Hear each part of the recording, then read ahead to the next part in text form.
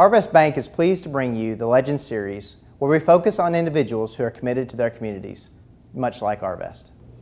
Coming out of your professional life, in more your personal life, you grew up in Alabama. Right. You were the son of the superintendent of the Assemblies of God, and then you became a preacher, and I believe when you left, you were part of a very large church. During that time, you started your family. And I know you had some losses very early on, your first two children passing. And how did that affect you as a leader? That's obviously deeply personal, but that's got to affect you, particularly in your ministry, right, and dealing with individuals as they... Well, I served as a pastor for 20 years in Alabama, did grow up there. And our first child, a daughter, was born with a medical challenge that required surgery. And she did not survive that.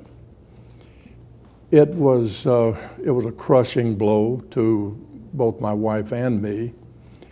We later had a son that had a heart murmur that required open heart surgery when he was almost 6.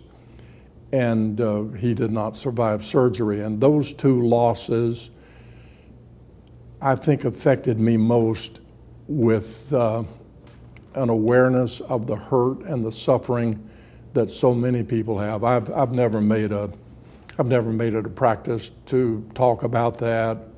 Occasionally there have been, when I was speaking, occasionally there have been messages that I was sharing where our personal experience, I thought, was relevant and would illustrate a point.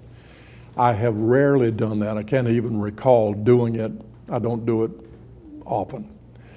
But I don't recall ever having shared that personal experience that I have not immediately had people respond to me, come to me, and talk about their personal experiences that were very similar to that, and that my talking about it was helpful to them. But you never get over it.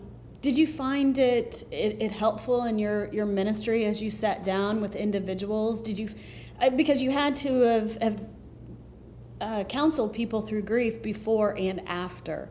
Did it give you a level of empathy that... Well, not only a feeling of empathy, but to be able to say to somebody, I know what it is to lose.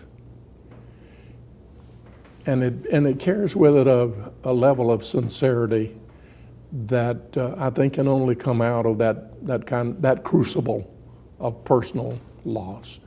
And to walk with a family through loss, one of the most difficult situations like that I think I ever had. I was pastoring in Mobile during some of the most turbulent Vietnam era years, and one day we received a call at the office of a family that did not come to our church, but their home was just close by the church. These people did not have a church affiliation, and somebody said, would you just please go? And I went to this home, and this family was grief-stricken. I mean, they were very demonstrative in their grief.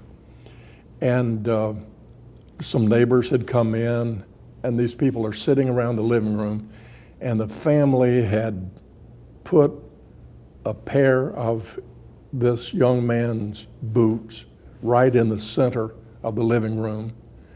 They had just gotten the news that he had been killed in action in Vietnam. And they were just so distraught. And the dad was saying, you talk about God. Where was God when my son was killed?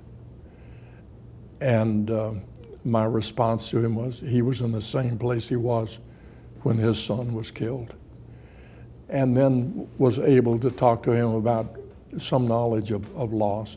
Now that does, I would never say to somebody, I know how you feel, because you don't know how they feel. You don't know the relationship they had. But you can talk in terms of, my wife and I have suffered loss. We know what it is to lose a child. And I think it carries with it a note of conviction. Thank you for sharing that. I know that was a deeply personal moment for you. Like the individuals highlighted in the Legend series, Arvest Bank is committed to our community. Click on the link below to find out ways that you can engage with us to help make Springfield great.